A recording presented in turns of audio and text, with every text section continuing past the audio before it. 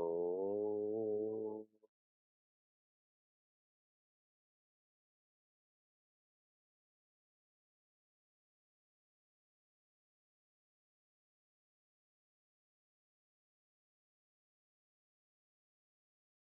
Welcome to Meaningful Morning.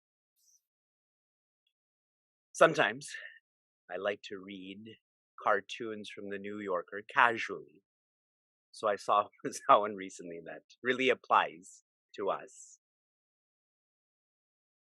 You have to notice that there's two people that are walking towards a shoreline, and there's nothing else there. There's no one else there. And one of them says to the other, "This is where I come to be alone with my podcasts, music, voice memos from friends, audiobooks, and sometimes even with my thoughts." We have this whole system of escaping now, escaping actually getting to know who we are. The Meaningful Mornings is a counter to that. Really, I feel the majority of what we do in our community, like running from the mind, the silent sangha, and so on, is all a practice in swadhyaya, getting to know who you are, not in a relative way, but in an absolute way.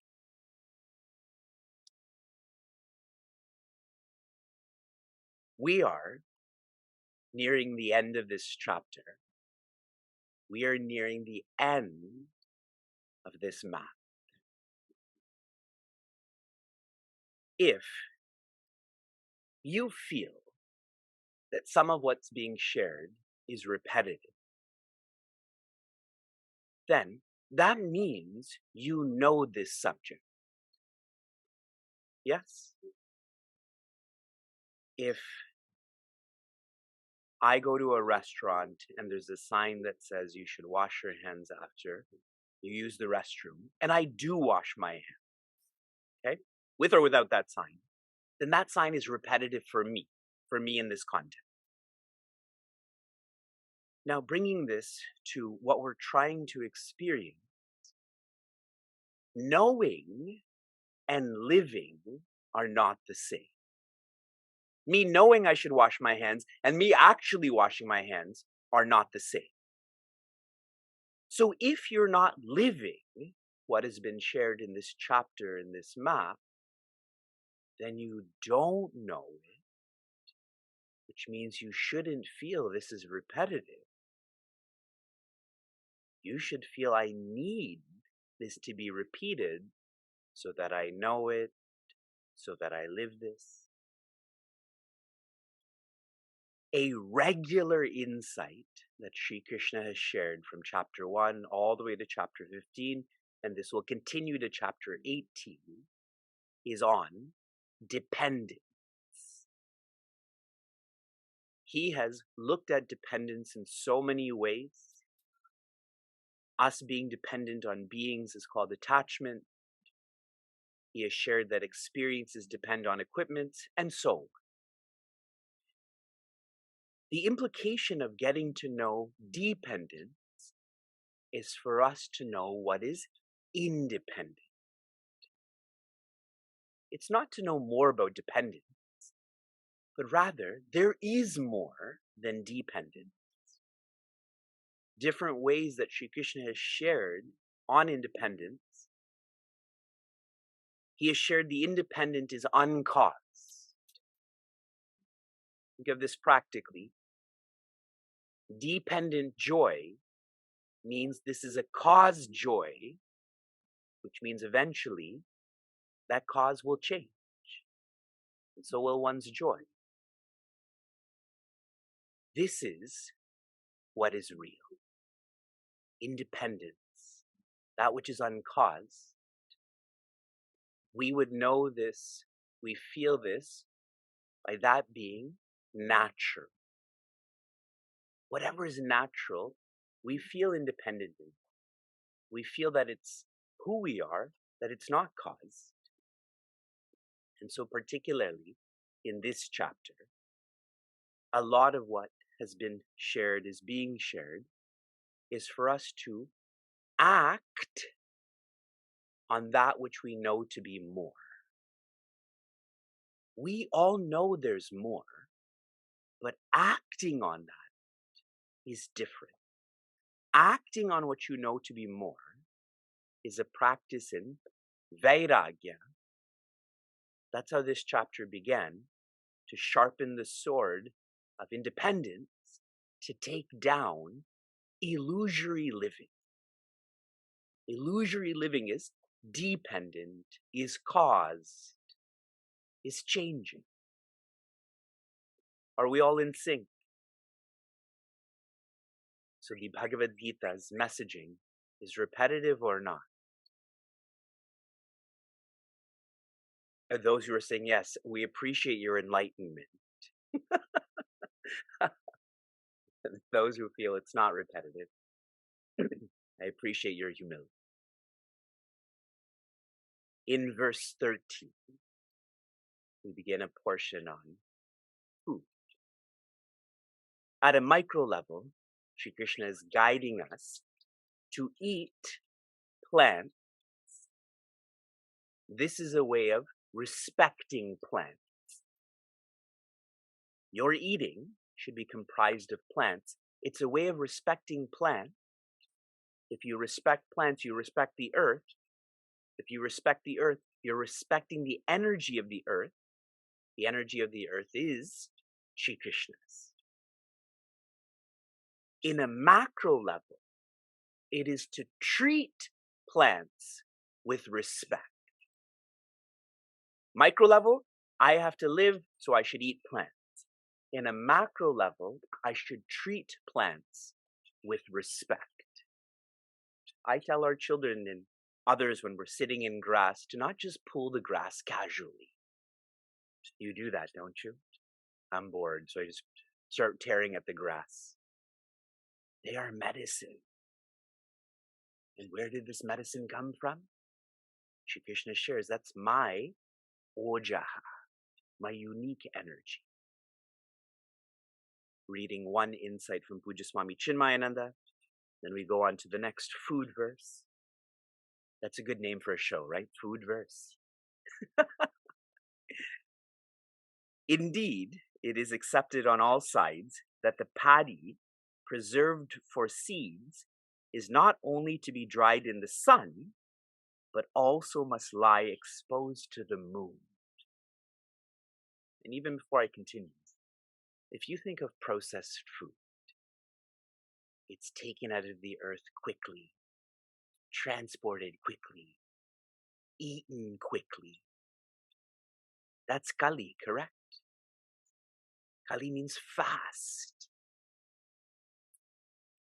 The naturopaths keep some of their preparations, as also the Ayurvedic physicians, exposed to the moon for a certain number of days, and they claim that the medicines thereby gain certain curative powers. How many of you, when you were growing up, it's communicating with the earth, the birds? That's awesome. When birds chirp, do you ever chirp back? When you were growing up, how many of you, the food you ate was exposed to the sun intentionally? Exposed to the moon intentionally? So you know this, correct? All of these facts are only touched upon lightly here to prove that the declarations in this stanza are not unscientific. Verse 14. Aham Vaishvanaro Bhutva Praninam Dehamashitaha Pranapana Samayuktaha Pachamyannam Chaturvidham. Joy. Aham, that is Sri Krishna. Vaishvanaraha. Vaishvanara is another name for heat or fire. Bhutva, become. Sri Krishna has become fire. Now we have to see that there's many dots and lines here to appreciate this. In verse 6, Shri Krishna shared, Na pavaka, fire cannot illumine me. Shri Krishna has no relationship with fire. But in verse 12, he said, if there's fire, if there's Agni, that power has come from me. So he references Pavaka and Agni, but now Vaishvanara. Can you point to me where Vaishvanara is? In you. These words are so specific. Pavaka is like Pavana, the wind. When I say, where's the wind? It's not around you. Like, oh, the wind is over there. Agni becomes more localized. Agni is like in a lighter or in a campfire. But Shri Krishna is bringing that closer now. Vaishvanara is in you. Your homeostasis. That's Vaishvanara. Yes. Praninam deham ashritaha. This fire, that is me, is abiding, is residing, is established. Praninam, in living beings. If someone were to ask you, why is your heart beating? You'll come up with some scientific answer. But then you can ask, how does one know science? And they're going to say the brain. How does the brain work? Because of science. And then there's this regressive loop. You have to include awareness. You have to include the earth. This body is the earth. I'll make this lighter. How many of you practice yoga asanas? By show of hands. Tonight I have a meeting with our crew, and I'm going to suggest that we formally start a yoga asana class 2. This is our school. This is our university, so we need to offer more classes. What is everyone's favorite yoga asana?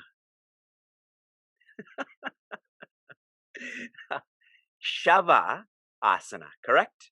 See, you're all smiling because you know that. This is the only time you've been honest in meaningful mornings thus far. Shava means corpse. And the implication of this word is, if Shiva is not living in you, you become Shava. Correct? Just one change of letter, one change of this subtle body, causal body, leaving this gross body. And what happens to this gross body? It's no different than the wood I'm sitting on. The wood's better, it's more useful. I can sit on it, correct? So what Sri Krishna is sharing, and I'm giving these casual examples, is, do you appreciate who you are? What your source is? Prana means to input. If there's input, apana means to output. Samayuktaha, I, expressing as heat, living in the body, facilitates inputting and outputting.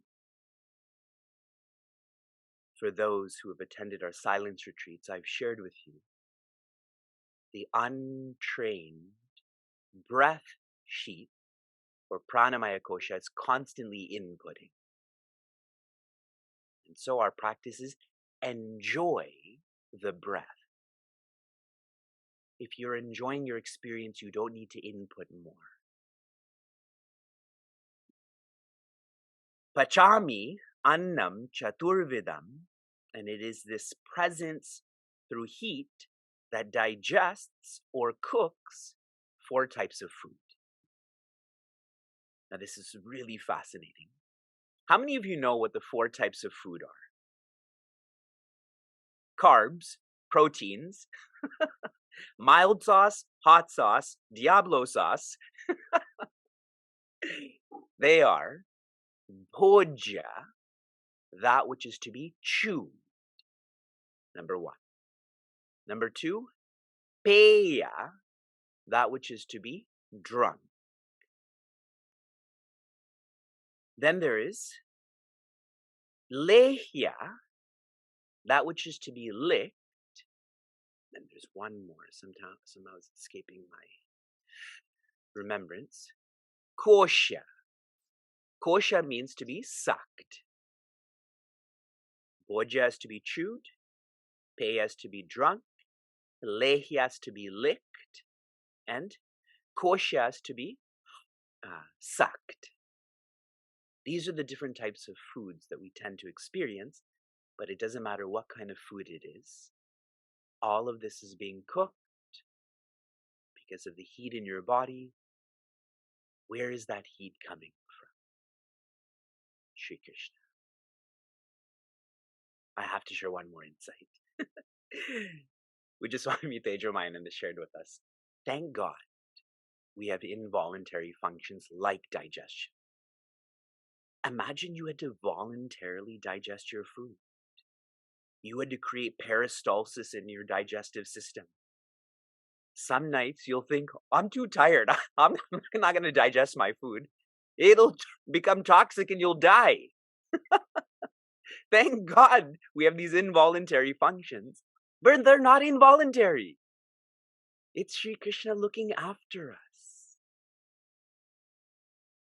From inspiration to application. From humor to application. Humor is us forgetting all of this. To application. Your application was for you to expose yourself to the sun and moon. Best is, at the same time, or at least separately. How many of you did this? Cool.